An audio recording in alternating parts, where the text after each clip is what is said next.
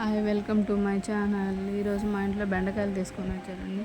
ఎప్పటిలాగా బెండకాయ తాలింపు ఏం చేద్దాం, మనం కొత్తగా ట్రై చేద్దామని చెప్పేసి బెండకాయ ఫ్రై ట్రై చేశాను.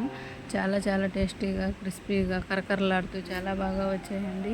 ఇంకెందుకు లేటు, బెండకాయ ఫ్రై ఎలా చేసుకోవాలో చూసేద్దాము. చాలా టేస్టీగా చారులోకి కానీ, సాంబార్లోకి కానీ, రసంలోకి చాలా చాలా టేస్టీగా ఉంటాయి.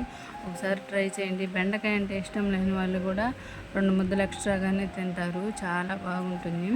ఎలా చేయాలో చూసేద్దాము. బెండకాయలను ఫస్ట్ బాగా కడుక్కొని పక్కన పెట్టుకోవాలి. తర్వాత పొడవుగా చిన్న చిన్న ముక్కలుగా కట్ చేసుకొని వాటిలోకి 2 స్పూన్లు శనగపిండి, 2 స్పూన్లు కారం, 1 స్పూన్ ధనియా పొడి, 1 స్పూన్ చాట్ మసాలా, 1/2 స్పూన్ జీలకర్ర పొడి, ఉప్పు తగినంత సాల్ట్ వేసుకొని, ఆయిల్ 2 స్పూన్లు వేసుకొని బాగా కలుపుకొని ఒక 20 నిమిషాలైనా పక్కన పెట్టుకోండి. తర్వాత స్టవ్ ఆన్ చేసుకొని ఆ ఫ్రైకి తగ్గట్టు ఆయిల్ వేసుకొని బాగా హీట్ అయిన తర్వాత లో ఫ్లేమ్లో టర్న్ చేసుకొని మనం ముందుగా ఫ్రై చేసుకున్న బెండకాయ ముక్కలు వేసి బాగా ఫ్రై చేసేసుకొని గోల్డెన్ బ్రౌన్ కలర్ రాగానే దించేసేయండి. అంతేనండి, టేస్టీగా ఉండే బెండకాయ ఫ్రై రెడీ. నా వీడియో మీకు నచ్చితే నా ఛానల్ సబ్స్క్రైబ్ చేసుకోండి.